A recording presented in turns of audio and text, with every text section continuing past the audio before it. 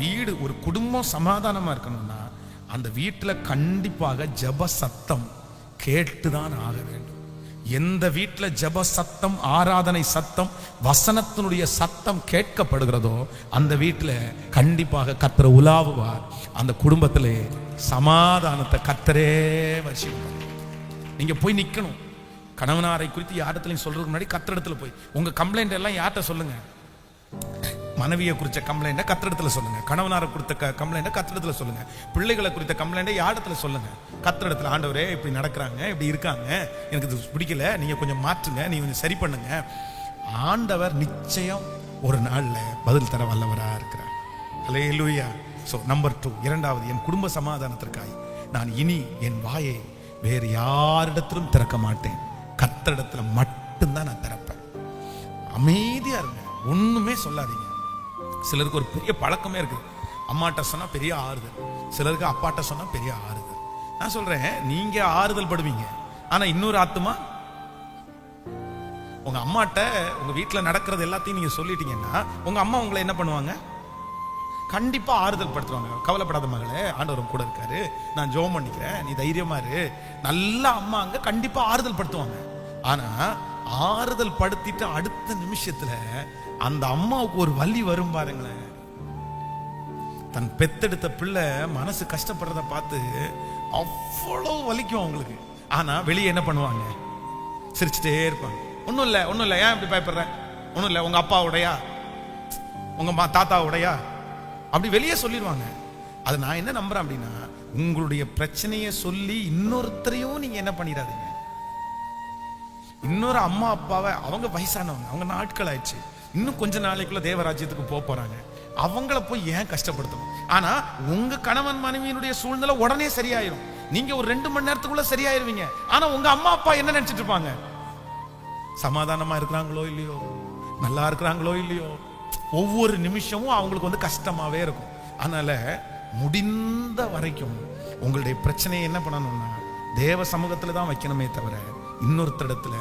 சிலர் வந்து உங்களுடைய பிரச்சனையை கேட்டு குளிர் காயிறவர்கள் நிறைய பேர் இருக்காங்க. ரொம்ப ஜாக்கிரதை. சிலருக்கு அதுவே தான் வேலையா இருக்கும். உங்களுடைய பிரச்சனையை கேட்டு அதுல சந்தோஷப்படுறதா சிலருடைய வாழ்க்கையா இருக்கும். அதனாலதான் உங்க குடும்ப சமாதானத்திற்கு மிக அவசியமானது தேர்ட் பர்சன், மூன்றாவது நபர்களை நீங்க எப்பவுமே உள்ள கொண்டு வரவே கூடாது. கொண்டு வரவே கூடாது. எதுனாலும் கர்த்தரை வச்சு உங்களுக்குள்ள சமாளிச்சிருங்க. ஆண்டவர் உங்களோட இருந்து நடத்துவார். ஆமே. இன்னைக்கு 2 காரியத்தை நம்ம தியானித்தோம். ஒன்று, ஒரு குடும்ப சமாதானத்திற்கு ரொம்ப தேவையானது ஒன்று என்னன்னா நன்றியுள்ள ஒரு உணர்வு.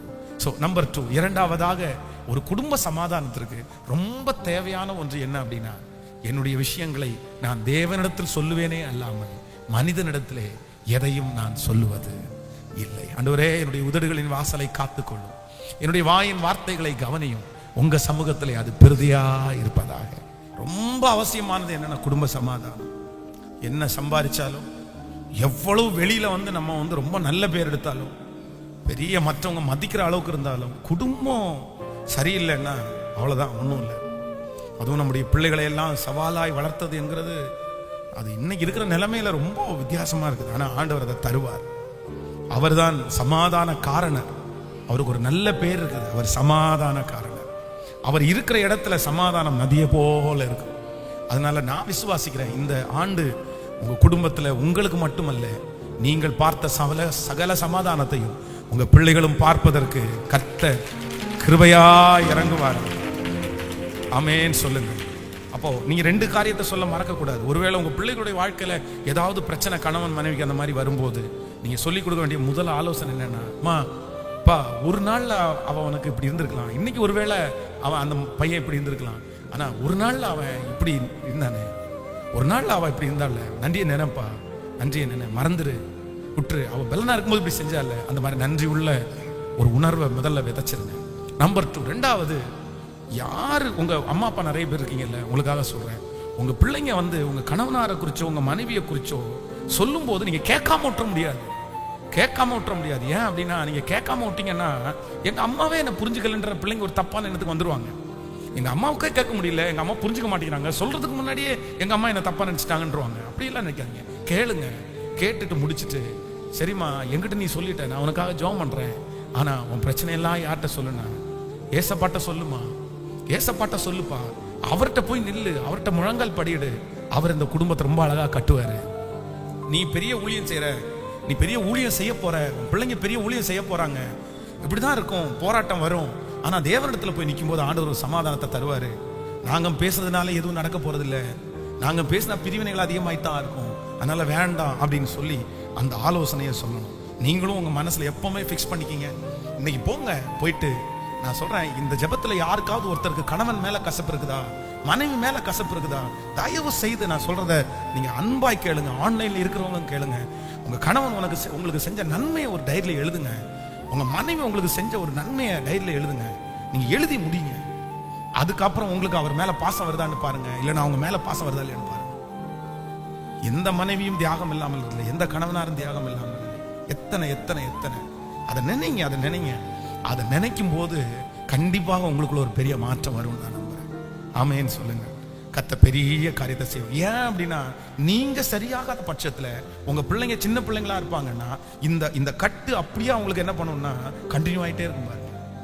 அதனாலதான் சொல்றேன், நான் பேரண்ட்ஸை சில நேரத்துல வற்புறுத்தி, நீங்க கஷ்டம்தான், நிறைய பேருக்கு உடைவு, உண்மையிலே எனக்கு தெரியும் உங்க காயம் ரொம்ப பெருசா இருக்கலாம், பட் நீங்க ஏன் சரியாகணும் அப்படின்னு சொன்னா, அட்லீஸ்ட் உங்க பிள்ளைகளாவது நல்லா வாழணும் இல்ல, நல்லா இருக்கணும் இல்ல, இந்த சாபம் அப்படியே கண்டினியூ ஆயிடக்கூடாது இல்ல, இந்த பிரச்சனை அப்படியே கண்டினியூ ஆயிடக்கூடாது இல்ல.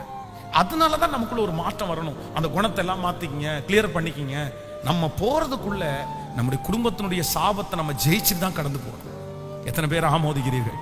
நீங்க ஒரு சக்சஸ்ஃபுல்லான ஒரு வெற்றி உள்ள ஒரு கணவன் மனைவியாய் இல்ல வெற்றி உள்ள ஒரு குடும்பத்தை கட்டிட்டீங்கன்னா, உங்களுக்கு வர்ற பிள்ளைங்க கண்டிப்பாக அவங்க கண்டிப்பா அவங்க வெற்றி உள்ளவங்க தான் இருப்பாங்க. அப்படியே கண்டினியூ ஆயிரும், அது அப்படியே அந்த ஆசீர்வாதம் கண்டினியூ ஆயிரும். அதனால நமக்காக அல்ல, நம்முடைய சன்னதிக்காக, நமக்காக அல்ல, நம்முடைய சன்னதிக்காக. ஒருவேளை கணவனால இழந்த அம்மா அங்க ஐயா அங்க இருப்பீங்கன்னா, உங்க பிள்ளைகளுக்காக ஜெபிங்க. ஆண்டவரே, என் பிள்ளைங்க 2 பேரும் தீர்க்காய்சோட வாழணும். நான் சின்ன வயசுல இருந்தே என் கணவனால இழந்துட்டேன், ஆனா என் பிள்ளை அப்படி விழுந்துடக்கூடாது, என் பையன் அப்படி இருந்துடக்கூடாது. அவங்க பூரண வயசு உள்ளவங்களா மறிக்கணும். எனக்கு தெரியும், இந்த ஜெபத்தில் இருக்கிற நிறைய அம்மாங்க சின்ன வயசுலயே உங்களுடைய கணவனாரை இழந்து ஒரு ஒத்தைக்கு வாழ்ந்து சகிச்சு எத்தனை பாடுபட்டீங்க. ஆனா உங்க நிலைமை உங்க பிள்ளைகளுக்கு கண்டிப்பா வரக்கூடாது. ஆமேன். அவங்க தீர்க்காய்சோட வாழணும். அவங்க 2 பேரும் ஒற்றுமையா இருக்கணும். நானும் ஜெபி, இந்த ஃபாரின் எல்லாம் ரொம்ப சிலர்லாம் வெறியா இருக்காங்க. எனக்கு நீ போங்க, நீங்க எப்படி போங்கன்னா 2 பேரும் சேர்ந்து சமாதானமா போய் நல்ல சந்தோஷமா வாழ்ந்தா பரவாயில்ல. கணவன் அங்க, மனைவி இங்க. அப்புறம் சிலர்லாம் வெளிநாட்டுக்கு போயிடுறாங்க, மனைவியை வீட்டில் விட்டு போறாங்க, பாஷையும் தெரியாது, வீட்லயே அடைஞ்சு கிடந்து அது பைத்தியம் மாதிரி மாறி அவர் வெளியே போயிடுறாரு, வேலை செய்யறாரு, 4 பேரை பாக்குறாரு, முடிஞ்சிச்சு. இந்த பொண்ணு வீட்டு ரூமுக்குள்ளேயே அடைஞ்சு கிடந்து எவ்வளவு கஷ்டம் தெரியுமா? அதனால எல்லாவற்றை விட நீங்கள் சமாதானமாய் வாழ்வதுதான் முக்கியம். பணம் எல்லாம் எப்ப வேணாலும் வரும், அது ஒண்ணும் வந்த உடனே ஒன்றும் பெரிய விஷயமே இல்லை. ஆமேன்னு சொல்லுங்க. நான் ஒண்ணு நினைச்சுக்கோங்க, எவ்வளவு பணம் வந்தாலும் நீங்க ஒரு டைம்ல ஒரு சட்டையும் ஒரு பேண்ட் தான் போட முடியும். இன்னொன்னு தூக்கி மாட்டிக்க முடியுமா? இல்லை, நான் ஒரு கோடீஸ்வரன் அதனால நான் 3 சட்டை போட்டிருக்கேன்னு சொல்ல முடியுமா? கேட்கல. இன்னொன்னு சொல்றேன், உங்களுக்கு எவ்வளவு பணம் வந்தாலும் ஒரு நேரத்துல ஒரு கார்ல தான் உங்களால என்ன பண்ண முடியும்? டிராவல் பண்ண முடியும். இல்ல, நான் இந்த இடத்துல இருக்கிறேன், என் ஆவி இன்னொரு கார்ல போட்டோம், நான் பென்ஸ் கார்ல போறேன், இன்னொரு ஆவி BMW போட்டோம் அப்படின்னு சொல்ல முடியுமா? முடியாது. இன்னொன்னு சொல்றேன், உங்களுக்கு எவ்வளவு பணம் இருந்தாலும் இந்த வயிற்றுக்கு அளவு தான் என்ன பண்ண முடியும்? இல்ல, சாப்பாடு நிறைய இருக்குது, நான் இன்னும் கடன் வாங்கி இன்னொரு பேகை கட்டிக்கிட்டு சாப்பிட்றேன்னு சொல்ல முடியுமா? சொல்லுங்க சத்தமா. என்னதான் இருந்தாலும் அந்த வயிறு நிறைய அளவுக்கு தான் சாப்பிட முடியும். இன்னும் நான் நல்ல பெரிய பணக்கார கோடீஸ்வரமான பெரிய பங்களா கட்டிட்டேன், அவ்வளவுதான், அதுல தூங்க போறேன் அப்படின்னு சொல்லிட்டு என்னதான் படுக்க அறைக்கு போனாலும் 6 மணி நேரம் 7 மணி நேரத்துக்கு மேல உங்களால தூங்க முடியுமா? சொல்லுங்க. அவ்வளவுதாங்க. அதனால பெரிய கோடீஸ்வரன் ஆகணும், பெரிய கோடீஸ்வரன் ஆகணும், பெரிய கோடீஸ்வரன். இந்த நினைப்பு நமக்கு ரொம்ப கேட்கல. இன்னொன்னு நினைச்சுக்கோங்க, பணம் இல்லாம இருக்கிற வரைக்கும் பிரச்சனை இல்லை. நீங்க ஆசீர்வதிக்க பெரிய அளவுக்கு வராத வரைக்கும் உங்களுக்கு பிரச்சனை இல்லை. மினிமமா இருந்துட்டு அவ்வளவு அழகா போயிட்டு இருக்கலாம். ஆனா நீங்க எவ்வளவு ஆசீர்வதிக்கப்படுறீங்களோ அவ்வளவு தூரம் உங்களுக்கு ஆபத்துன்னு இல்லை, கஷ்டத்தை நீங்க பாட்டு தான் ஆகணும். அதுக்கு என்ன ஒரே ஒரு பிளஸ், நீங்க நினைக்கிறத மனசுல ஆசைப்படுறத உடனே போய் நீங்க என்ன பண்ணிடலாம், அவ்வளவுதான். அதை விட்டு வேற ஒண்ணுமே கிடையாது. அதனால நீ நல்லா